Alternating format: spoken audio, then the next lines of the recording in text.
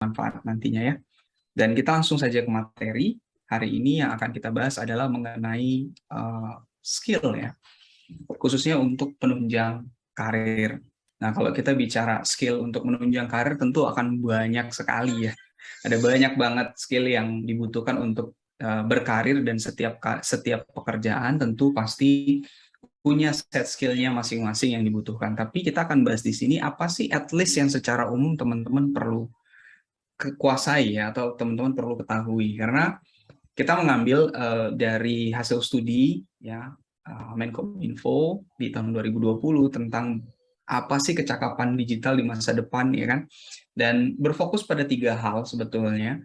Ada artificial intelligence, big data, dan cloud computing. Tapi apakah kita hanya akan fokus ke sini? Maksudnya apakah soft skill atau skill yang kita perlu pelajari adalah terkait dengan 3 hal ini? Nggak begitu juga maksudnya, tapi 3 hal ini nantinya akan berkembang pesat dan akan membantu banyak industri yang terkait dengan penggunaan skill-skill tersebut ya, skill-skill yang disebutkan di sini. Jadi berkembangnya artificial intelligence, big data, dan cloud computing ini nanti akan membantu juga industri seperti kesehatan, pertanian, manufacture, dan segala macamnya. Dan tetap aja ada set skill mendasar yang dibutuhkan untuk teman-teman kuasai sejak sekarang atau disadari sejak sekarang untuk terus diasah. Nah, kita akan bahas 2 hal ya hari ini, yaitu soft skill dan hard skill. Nah, pertanyaan pertama adalah soft skill itu apa? Nah, di sini teman-teman ada yang udah tahu belum kira-kira soft skill itu apa menurut perspektif teman-teman aja? Apa sih soft skill itu? Boleh bantu komentarnya di chat biar webinarnya interaktif ya. Yuk, buat teman-teman yang lagi nonton sekarang yang tahu, yang kira-kira kayaknya ini nggak apa-apa ya, sampein aja. Jangan takut salah ya. Kita bukan cerdas cermat ya, bukan lomba juga. Jadi silahkan teman-teman sebutin aja. Apa yang menurut teman-teman pengertian dari soft skill? Kak, Ada yang bilang kemampuan dasar. Ya. izin Ajir, kemampuan mencapai kesuksesan. Waduh. Reisan, kemampuan halus. Sikap, karakteristik. Oke, keterampilan inti. Oke, wow ya. Nah, ini harus dijelasin dulu ya, biar kita nggak ngawang-ngawang ya di awal. Jadi soft skill itu apa sebetulnya? Soft skill itu adalah kemampuan yang biasanya terkait dengan kepribadian atau karakter diri. Saya ulangi ya, soft skill itu adalah kemampuan yang terkait dengan kepribadian atau karakter diri. Biasanya bisa jadi berupa sebuah bakat bawaan lahir gitu ya, atau sesuatu yang diasah dari pengalaman sejak kita kecil hingga sekarang. Itu namanya soft skill ya. Nah, kalau hard skill bedanya apa? Hard skill itu kemampuan teknis yang kita pelajari, bisa dari lembaga pendidikan ya, bisa dari kursus-kursus, atau bahkan juga secara otodidak kita pelajari juga bisa hard skill. Nah, kalau soft skill ada kaitannya dengan karakter. Nah, bedanya di situ ya. Kalau soft skill ada hubungannya dengan kepribadian dan karakter kita, kalau hard skill ya kita benar-benar bisa pelajari. Sebenarnya siapa aja bisa mempelajari hard skill ya. Nah, apa aja skill yang dibutuhkan, soft skill khususnya yang dibutuhkan di masa depan terkait dengan perkembangan teknologi, khususnya di dunia digital nantinya? Ada 5 yang akan kita bahas hari ini ya. Yang pertama adalah critical thinking. Ya, critical thinking itu adalah kemampuan berpikir secara sistematis, logis, dan objektif. Jadi bukan pinter ngeritik ya. Jadi critical thinking itu bukan berarti pinter ngeritik orang ya, bukan. Tapi ketika kita menerima sebuah informasi, ide atau gagasan, sikap yang kita lihat dari orang lain, pemikiran yang dimiliki oleh orang lain atau bahkan diri kita sendiri, itu selalu kita mulai dengan menganalisa dan melakukan evaluasi. Nah, ya, jadi critical thinking itu ketika ada info yang kita terima, kita nggak langsung bilang, oh iya nih, pantesan aja, gitu ya. Si Anu si itu orangnya katanya si A itu orangnya suka nyontek kalau ngerjain tugas, kok nilainya bisa dapat A ya. Nah, kita Kalau kita nggak punya critical thinking nih ya, kita langsung, iya tuh emang orangnya gitu ya ternyata ya, gitu ya. Terus akhirnya kita ngejulit sama teman-teman kita, ngasih tahu bahwa si A tukang nyontek, gitu ya. Nah itu nggak punya critical thinking. Kalau kita punya critical thinking, kita akan bertanya, ya emang iya, kok tahu dari mana dia suka nyontek. Nah, contoh ya, gitu. Itu namanya critical thinking. Critical thinking itu bukan berarti kita ngeritik orang, bukan. Tapi ketika kita menerima informasi, apapun ya, info, ide, sikap yang kita lihat dari orang lain, itu kita tidak langsung bikin judgment. Tapi kita analisa, disaring dulu, dievaluasi dulu. Ini sebenarnya apa sih? Ya. Nah, contoh lagi critical thinking ya, yang sering terjadi, misalnya dapat SMS ya, dapat hadiah dari Telkomsel 5 miliar gitu kan ya. Wah, kalau misalnya kita nggak punya critical thinking, apa yang dilakukan? Langsung ya, Bu, dapat hadiah nih dari Telkomsel, kita dapat uang 5 miliar. Katanya suruh ke ATM ya, langsung ke ATM. Diarahin sama yang nelpon kan, pencet ini, pencet ini, pencet ini, tiba-tiba duitnya hilang. Nggak punya critical thinking. Coba kalau punya critical thinking, ini nomor siapa ya? Ini memang benar nomor Telkomsel. Tahu dari mana? Saya bisa tahu dari mana kalau ini orang Telkomsel? Pas ditelepon, Pak, kita dari Telkomsel. Oh ya Pak, bisa dibantu. Ya, kita dari Telkomsel nih. Saya buktinya apa ya Bapak dari Telkomsel? Kok nomornya bukan apa? Nomornya kok nomor pribadi? Bukan bukan ada, biasanya kan kalau dari perusahaan tuh yang nelpon kan nama perusahaannya gitu ya, bukan nomor random gitu kan. Nah, itu contohnya, itu contoh critical thinking. Nah, kalau teman-teman di sini kadang kala suka, kalau bahasa bahasa sederhananya tuh, kalau teman-teman selama ini itu mungkin sumbunya pendek ya, dapat info langsung ke sulut gitu ya, itu jangan-jangan critical thinking-nya masih perlu diasah ya. Dapat info langsung, teman kita ditonjok orang tuh, wah iya kita gebukin balik, ayo. Wah, gitu ya, itu namanya critical thinking-nya belum diasah. Coba diasah dulu, kok bisa dia dipukul, kenapa ya, kenapa, emang masalahnya apa gitu ya. Nah, itu namanya critical thinking ya, mempertanyakan semua yang kita lihat atau yang kita dengar sebelum kita mengambil keputusan ya. Nah, apa manfaatnya? Ya tentu kalau kita punya masalah jadi sangat terbantu ya, dengan kita punya critical thinking yang baik, banyak masalah yang bisa kita atasi. Konflik juga sama ya, ada orang berantem ribut teman sama teman gitu ya.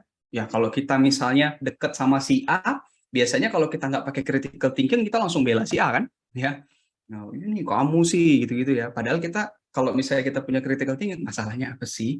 Emang si A kenapa, si B kenapa? Oh, kok bisa gitu? Ceritanya gimana, tolong. Nah, ya, itu namanya mengatasi konflik dengan critical thinking. Nah, kemudian bisa membuat keputusan yang tepat juga, karena kita selalu melakukan analisa dan evaluasi sebelum mengambil keputusan. Ya, mau teknologi ini sejauh mana nantinya, gitu ya, mau kemajuan dunia ini nanti seperti apapun, kemampuan dalam berpikir kritis itu tetap dibutuhkan. Ya, jadi soft skill untuk bisa berpikir kritis itu pasti akan selalu dibutuhkan. Dan bagaimana, apa cirinya kalau kita sudah berpikir kritis, kita udah punya critical thinking? Biasanya kalau berpikir itu sistematis, ya, jelas. Kalau ada peristiwa ini, saya cari tahu dulu, oh ini, terus kemana lagi, kemana lagi, kemana lagi. Kemudian juga logis, rasional, alasannya kuat dalam membuat keputusan. Jadi sebelum kita mutusin, ya karena kita mutusin melalui sebuah proses berpikir, nggak langsung ujuk-ujuk, ya udah deh, kayaknya sih gitu ya, kayaknya, karena feeling saya sih ngomongnya itu lebih baik. Itu namanya nggak logis ya, itu namanya nggak rasional.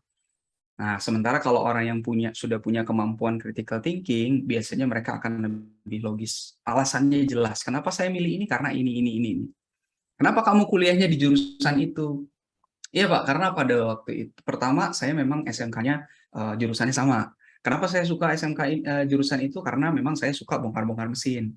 Nah itu hobi saya dulu Pak, dan saya berpikir kalau misalnya saya menekuni ini, suatu saat saya bisa aja jadi insinyur, ya, jadi engineer. Siapa tahu saya bisa bikin sepeda motor sendiri. Nah itu namanya critical thinking. Jadi kita melakukan sesuatu bukan tanpa alasan. Nah, kalau teman-teman di sini ditanya, kenapa kamu kuliah jurusan itu? Nggak ngerti sih, ya adanya ini aja. Itu mungkin selama ini pas milih jurusan nggak pakai critical thinking tuh, ya. Nggak ngerti sih, dapatnya ini ya udahlah jalanin aja gitu ya. Nah ya, hati-hati tuh ya. Berarti perlu diasah lagi tuh kemampuan critical thinking. Terus objektif ya, tidak mendahulukan ego, perasaan, tapi dan juga mau mengevaluasi diri sendiri. Jadi critical thinking tidak hanya untuk peristiwa di luar ya, tapi juga untuk apa yang kita alami di internal kita. Kita punya pemikiran kritis dulu terhadap diri sendiri. Saya mau ngomong ini tuh kira-kira pas nggak ya? Saya mau bikin konten, mau forward konten nih, ini hoax bukan ya? Nah, itu namanya critical thinking ya. Jadi bukan hanya untuk orang lain, tapi juga ketika kita mau melakukan sesuatu, kita kritis juga ke diri kita. Ini info yang saya mau share, bagi ini viral gitu ya. Viral nih, ya, viral. Ini kontennya dampaknya apa ya? Ada gunanya nggak sih buat gua gitu ya? Terus dampaknya positif apa negatif nih? Bagaimana nanti orang yang kalau misalnya saya posting ini, orang yang ada di video ini nasibnya gimana? Nah, itu namanya critical thinking. Ya, nggak asal melakukan sesuatu karena perasaan, tapi dipikirin dulu, gitu ya.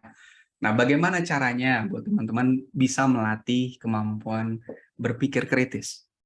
Biasakan untuk menuliskan apa yang ada di pikiran teman-teman.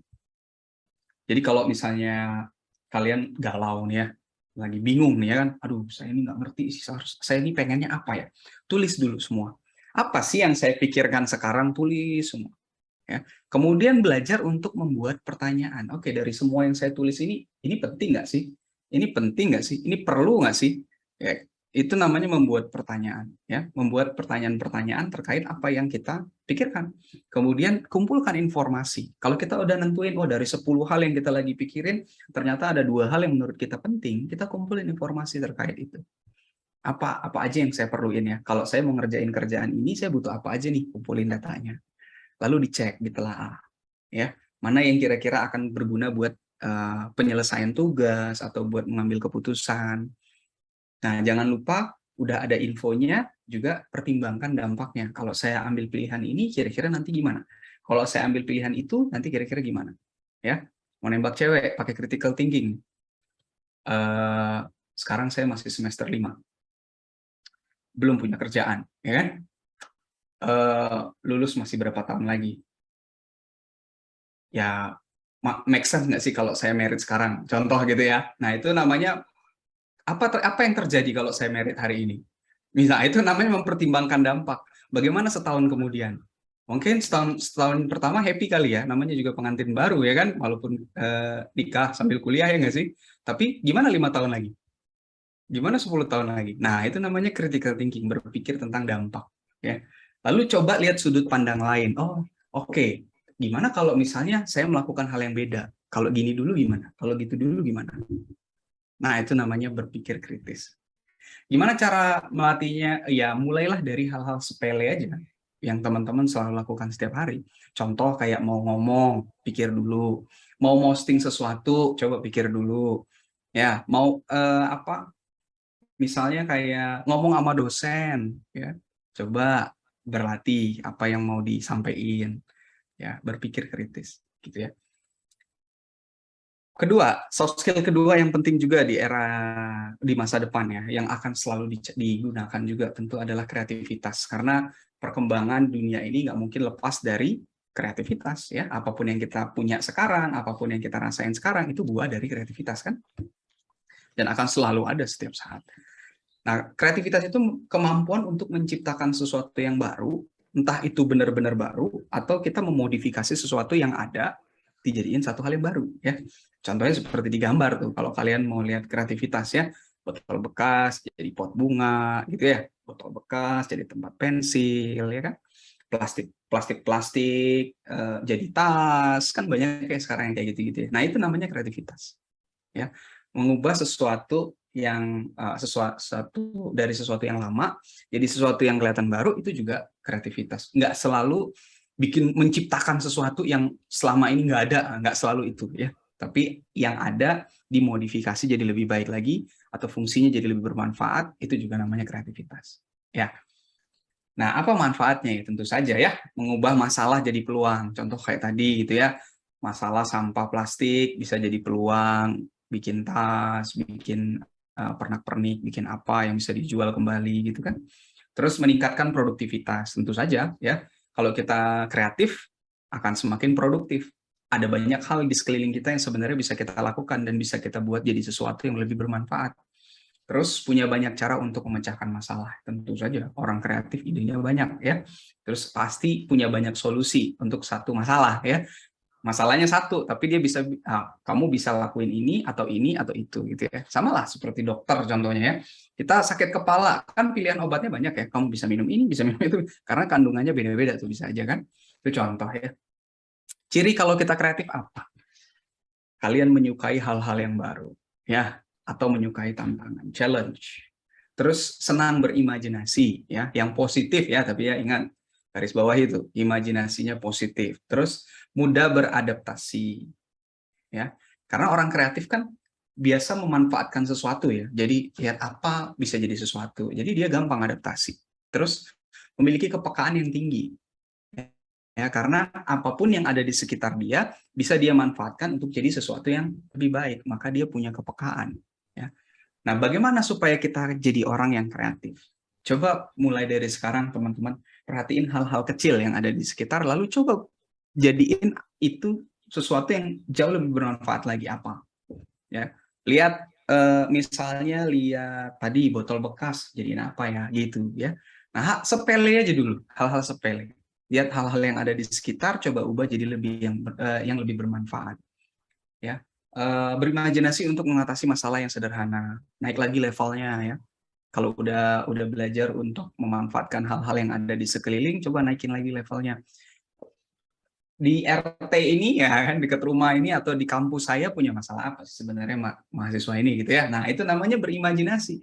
Oh, ternyata ada masalah misalnya kalau yang naik sepeda itu bingung mau parkir di mana, misalnya gitu kan. Nah, gimana ya caranya saya bantu orang yang bawa-bawa sepeda ini biar nggak takut sepedanya hilang, misalnya gitu. Nah, apa yang saya bisa lakukan? Nah, itu namanya berimajinasi untuk mengatasi problem yang simple yang ada di sekitar kita dalam skup yang lebih luas, gitu ya. Terus lakukan rutinitas yang baru. Jadi kalau kalian selama ini no lab ya, kegiatannya itu aja.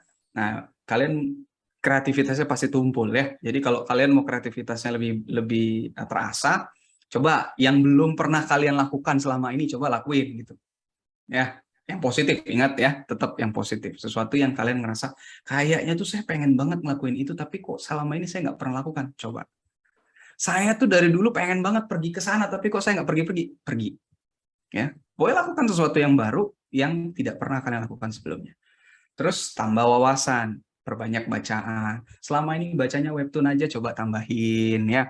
Kali-kali baca apa yang lain gitu ya. Baca apa buku-buku motivasi, buku bisnis ya, buku self development, nonton hal-hal yang jauh lebih edukatif misalnya untuk menambah wawasan ya. Jadi jangan itu terus. Terus biasakan untuk disiplin karena supaya bisa menjadi sebuah produk atau supaya bisa menjadi sebuah hal yang bermanfaat, tidak mungkin bisa terjadi tanpa kedisiplinan. Ya, kita tahu misalnya, oh tahu sih botol bekas bisa jadi pot. Tapi kalau nggak disiplin dilakukan ya nggak jadi apa-apa, cuman tahu aja kan. Jadi tidak mengasah kreativitas juga. Nah, yang membuat itu jadi sesuatu justru adalah kedisiplinannya. Kita disiplin untuk melakukan hal tersebut sehingga jadi sebuah produk akhir yang bermanfaat, gitu ya. Terus bisa juga dengan melakukan dokumentasi untuk mendapatkan inspirasi-inspirasi ya, misalnya kayak kalian sering foto-foto. Jadi kalau foto tuh jangan cuma selfie atau foto-foto pemandangan ya. Iseng aja gitu. Ini apa ya gitu ya, foto barang, foto produk, foto apa yang one day kalian bisa lihat terus kalian pikirin ini apa sih sebenarnya gitu ya. Nah, untuk melatih kreativitas ya. Kok bisa ya barang ini bentuknya begini, itu sebenarnya gimana mekanismenya ya gitu kan. Contoh ya, kalian foto mainan atau foto apa gitu yang menurut kalian unik ya untuk menambah kreativitas kalian. Berikutnya lagi ya, setelah kreativitas ada kolaborasi karena makin ke depan tentu semua makin terkoneksi. Apalagi sekarang tuh sebenarnya sudah eranya Society 5.0. Kalau baru beberapa 1-2 tahun yang lalu baru didengungkan ya, industri 4.0 gitu ya. Sekarang udah Society 5.0 guys ya. Di Jepang sudah jalan tuh. Nah, salah satunya itu poinnya yang ditekankan adalah kolaborasi. Bukan hanya kolaborasi antar sesama manusia ya, tapi juga kolaborasi antar bidang, kolaborasi antar sistem dan seterusnya. Nah, kolaborasi itu apa? Kemampuan berpartisipasi dalam kegiatan untuk menjalin hubungan dengan orang lain, saling menghargai dan seterusnya. Ya, kalian bisa baca di situ. Apa manfaatnya? Tentu kalau misalnya kita kerja bareng akan lebih cepat selesai kan daripada kerja sendirian. So, meningkatkan efisiensi. Terus juga dengan orang yang lebih banyak, kepala yang lebih banyak juga tentu akan melahirkan ide yang lebih banyak. Siapa tahu penggabungan ide ya dari teman-teman atau dari lingkaran yang kita punya itu justru melahirkan ide-ide yang baru. Terus mendapatkan pengalaman belajar baru juga. Kenapa? Karena ketika kita berkolaborasi dengan orang, setiap orang punya background masing-masing. Mereka punya pengalaman, mereka punya pengetahuan sendiri-sendiri. Dan ketika kita intens berbicara dengan mereka, ngobrol, sharing, lama-lama kita akan tahu, oh ternyata ada ya begitu, oh ternyata bisa ya begitu, gitu ya. Itu namanya kita belajar pengalaman baru. Terus kemudahan juga dalam berkomunikasi, karena dengan kolaborasi ya otomatis komunikasi jadi lebih cepat dan melatih juga kita untuk bisa berkomunikasi. Ya, terus membagi beban kerja ini udah pasti. Ya, ciri kita kolaboratif apa?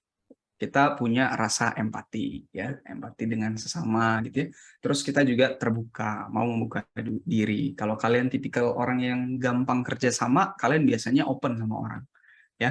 Jadi nggak eksklusif bahasanya gitu. Siapa tuh nggak kenal, nggak usah deh gabung sama kita. Nah itu namanya eksklusif. Itu susah kerja sama guys kalau kayak gitu ya. Tapi kalau orang yang kolaboratif, biasanya open aja. Siapa datang nongkrong, ayo gitu ya. Terus mau menerima masukan dan kritik. Karena yang namanya kerjasama, namanya kita berkolaborasi dengan orang, tidak semua orang akan setuju dengan apa yang kita sampaikan. So bisa aja mereka mengkritik kita atau memberi masukan terhadap ide yang kita punya, bahkan mungkin produk yang kita buat. So kalau kita tipikal orang yang kolaboratif, kita tentu harus bisa menerima masukan dan kritik dari siapapun. Ya, terus mau terlibat dalam proses. Kalau yang hari ini paling mager gitu ya, ikut organisasi ya, mager gabung-gabung ngapa-ngapain ya, ngerjain tugas, pokoknya kasih aja gue yang mana, bab berapa, ntar gue kerjain. Nah itu kalian tidak mau terlibat dalam proses namanya guys ya, berarti kalian tidak kolaboratif ya. Nah kalau kalian kolaboratif mau terlibat dalam prosesnya, kerja kelompok, ayo gitu ya, gimana nih cara ngerjainnya gitu ya. Terus bertanggung jawab, karena ketika kita berkolaborasi dengan orang, maka pekerjaan kan akan dibagi-bagi. Nah bisa saja apa yang kita kerjakan itu akan mempengaruhi hasil pekerjaan orang. Kalau kita nggak punya rasa tanggung jawab terhadap pekerjaan kita, maka semuanya bisa berantakan cuma gara-gara kita. Seorang yang kolaboratif pasti punya rasa tanggung jawab. Ya, ini kerjaan gue belum kelar, kalau gue nggak kelar, teman gue nggak kelar, gitu ya. So, saya harus selesaiin ini segera, gitu ya. Itu orang kolaboratif.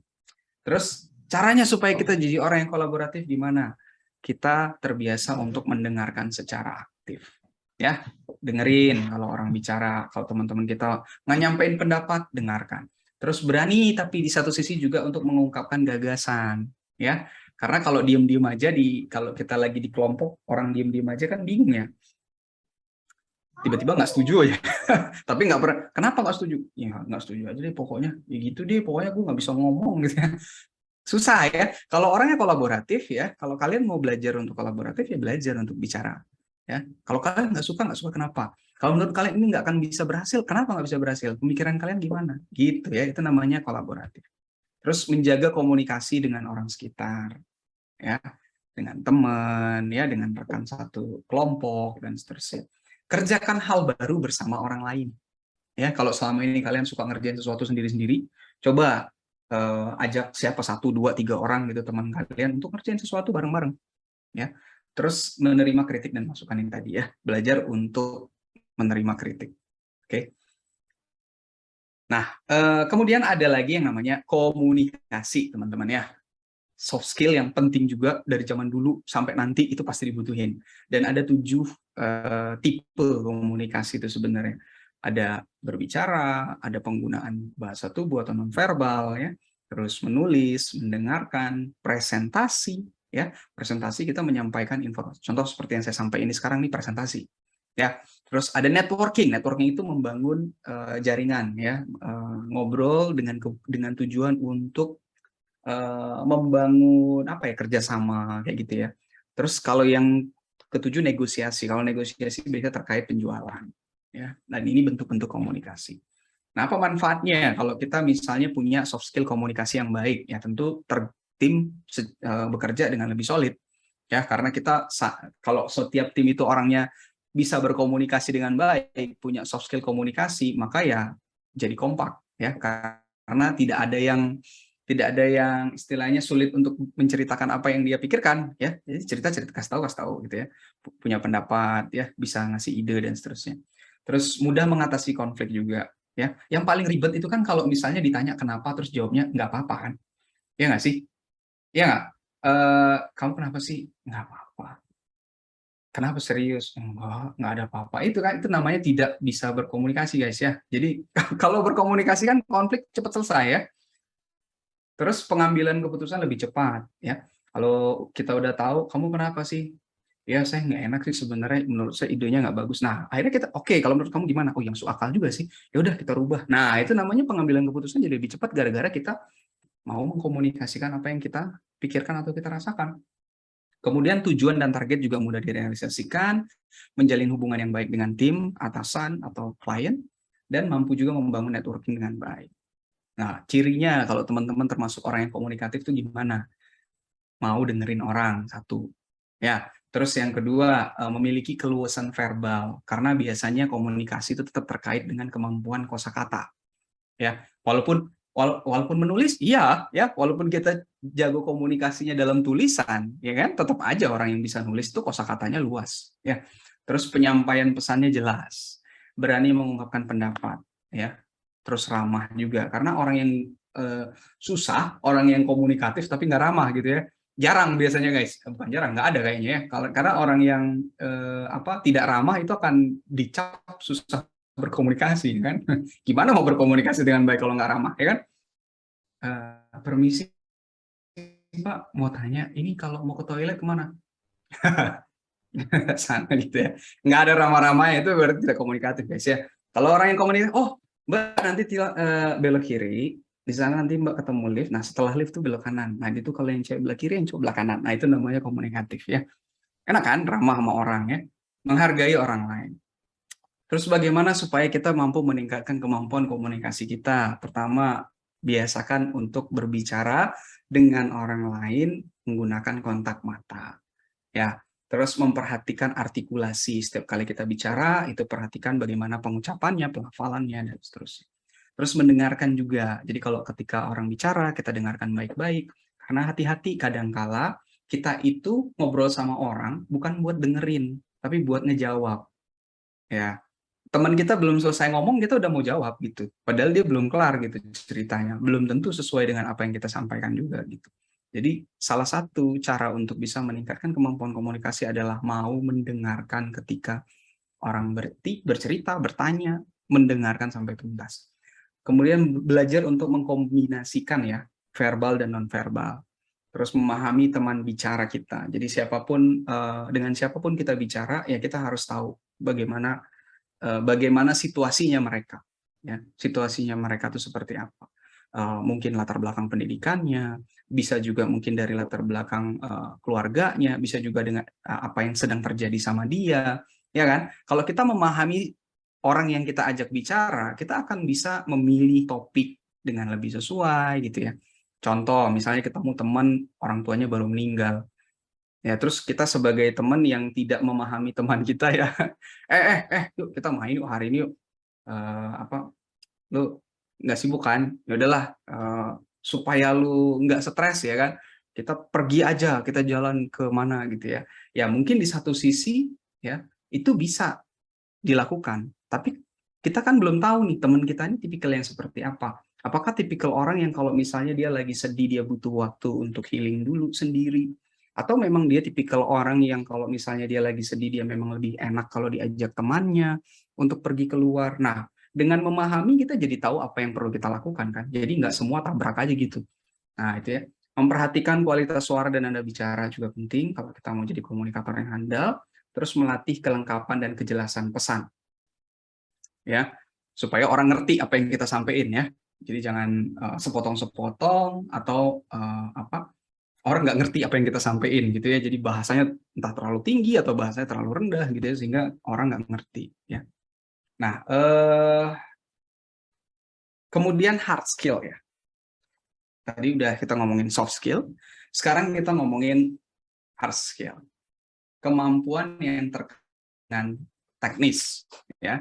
Nah, kalau bicara hard skill, maka biasanya itu akan lebih terkait dengan pekerjaan, ya teman-teman. Hard skill itu biasanya sangat terkait dengan pekerjaan secara spesifik, karena setiap pekerjaan tertentu tentu akan punya set skill, hard skill tertentu juga. Sementara kalau soft skill itu bisa diterapin di mana aja, ya. Kalian mau kerja apapun punya soft skill tadi itu akan berguna banget untuk pekerjaan apapun. Tapi kalau kita bicara hard skill, belum tentu pekerjaan satu dengan pekerjaan lain itu punya hard skill yang sama yang dibutuhin. Nah, karena hard skill itu terkait dengan pekerjaan, maka mungkin saya akan infoin ke teman-teman ya beberapa pekerjaan yang menjanjikan di masa depan, ya. Ini berdasarkan dari laporan dari World Economic Forum, ya, WEF, tahun 2020 yang ngasih proyeksi, ya, sampai tahun 2025 apa pekerjaan-pekerjaan apa yang nanti akan menjanjikan. Ada 8 poin di sini, ya. Ada data analyst, artificial intelligence, digital marketing, information security, praktisi medis, ahli konstruksi, ahli lingkungan, content creator. 4 pekerjaan di awal ya semua terkait IT, ya. Kayak data analyst, ya. Ya mungkin kalau ada teman-teman yang IT di sini ngerti, tapi kalau yang di luar IT mungkin apa ini, ya. Nah, data analyst itu adalah orang yang tugasnya ngambil informasi lalu diolah, diinterpretasikan untuk kebutuhan organisasi. Apapun organisasinya, ya, pemerintah, apa perusahaan, atau apapun itu. Yang dibutuhkan oleh data analis tentu matematika, statistika, pengolahan data kayak penyimpanan database seperti SQL dan kawan-kawannya, lalu bagaimana memvisualisasi sebuah data. Nah, kemudian ada artificial intelligence, ini yang lagi ngetren banget, ya. Bagaimana tugasnya adalah orang yang menginterpretasikan aktivitas manusia supaya bisa dilakukan juga oleh mesin, ya. Supaya bisa juga dilakukan oleh mesin. Jadi memprogram lah istilahnya, memprogram pikiran kita supaya bisa dilakukan juga oleh mesin. Dan itu sudah banyak proyek yang dikerjakan sampai hari ini, ya, AI ini. Dan hard skill yang dibutuhkan tentu terkait IT lagi, ya, programming, matematika, dan statistika. Terus ada lagi digital marketing and strategy. Kenapa ini berkembang? Karena ke depan ya tentu semua terkait dengan digital. Semakin ke depan semakin banyak instrumen digital yang akan hadir dan kemampuan dalam memasarkan sebuah produk menggunakan media digital itu akan sangat membantu industri untuk terus berkembang. Nah, skill yang dibutuhin apa? Tentu copywriting, pengetahuan tentang sosial media, terus juga data analitik dan search engine optimization, ya. Kemudian ada information security analyst, ya. Nah, kalau tadi kita ngomongin sistemnya, programnya, kalau ini satpamnya, ya. Nanti itu penting juga karena makin lama kalau makin berkembangnya dunia digital, ya otomatis informasi yang kita punya semuanya terekam di jagat maya. Dan kalau tidak punya orang yang ngejagain, ya, nah ini namanya security digital, maka ya bahaya, ya, informasi-informasi penting kan banyak nih kasus-kasus di negara kita juga yang kecolongan, ya, data pelanggan kayak gitu-gitu, ya. Baik itu dilakukan oleh swasta bahkan oleh pemerintah kita juga, ya. Nah, makanya penting banget security analyst ini suatu saat makin ke depan makin dibutuhkan. Dan hard skill yang dibutuhin ada networking, operating system, ya, cloud computing, scripting dan lain sebagainya. Nah, bagaimana pekerjaan lain yang menjanjikan selain teknik informatika? Nah, di sini ada tenaga medis, ya, di sebelah kiri, ya tentu aja sampai kapanpun sebuah pekerjaan yang akan terus ada. Ditambah lagi semakin majunya teknologi, semakin berubahnya habit kita, akan ada juga tentunya hal-hal yang baru di depan, bukan hanya yang positif, tapi juga seperti kemungkinan wabah yang baru, kemungkinan penyakit baru yang muncul, maka tenaga medis itu akan selalu dibutuhkan. Kemudian ada konstruksi engineering juga, ya. Kenapa? Karena ya makin maju teknologi, makin banyak hal-hal yang bersifat konstruktif dan juga sistem yang mungkin nggak pernah kita lihat sebelumnya, gitu, ya. Terus tiba-tiba sekarang dulu mana ada drone, gitu ya, zaman saya belum ada teman-teman drone. Sekarang udah dijual bebas, gitu ya. Nah, itu kan pekerjaan para engineer, ya. Nah, kemudian ada lagi yang namanya ahli tanaman, ya, atau ahli pertanian ya kayak gitu-gitulah yang terkait dengan alam. Karena salah satu isu yang juga sekarang penting kan adalah mengenai pemanasan global ya, yang perubahan iklim. Nah, tentu pekerjaan-pekerjaan yang terkait dengan bagaimana menjaga kondisi alam kita tetap sustain, tetap bisa dihidupi gitu ya, sampai dalam jangka waktu yang lama, tentu dibutuhkan orang-orang yang mengerti tentang bagaimana mengelola alam dengan baik. Nah, itu nanti juga akan sangat penting ke depan ya. Jadi solusinya bukan cuma pindah ke Mars atau ke bulan, tapi juga kita bagaimana caranya membuat lingkungan kita yang ada saat ini tetap bisa dipertahankan. Nah, yang terakhir tuh yang juga populer bahkan mulai sekarang tuh sedang merangkak banget ada konten kreator ya. Nah, ini pekerjaan idolanya Gen Z katanya gitu guys ya. Karena cuman goyang-goyang doang bisa dapat duit gitu. Katanya sih gitu ya. Jadi konten kreator menjadi sebuah profesi yang nantinya akan jadi arahnya tuh banyak ya. Bisa menjadi kan KOL bahasa gampangnya. KOL itu kan key opinion leader, jadi untuk menyampaikan pesan yang positif, jadi nggak cuma terkait pemasaran produk atau endorsement, tapi juga ketika ada kebijakan-kebijakan pemerintah atau ada hal-hal positif yang ingin disuarakan, maka konten kreator ini jadi penting perannya di masa depan. Nah, jadi itu aja teman-teman yang mungkin saya bisa sampaikan sebagai materi kita di siang hari ini. Semoga bermanfaat dan kita lanjutkan ke sesi berikutnya. Saya kembalikan lagi ke Jimmy. Thank you. Oke, tadi udah banyak banget nih pemaparan materi dari Kak Teddy gitu. Tadi banyak banget nih teman-teman kayaknya udah nggak sabar buat nanya ke Kak Teddy langsung.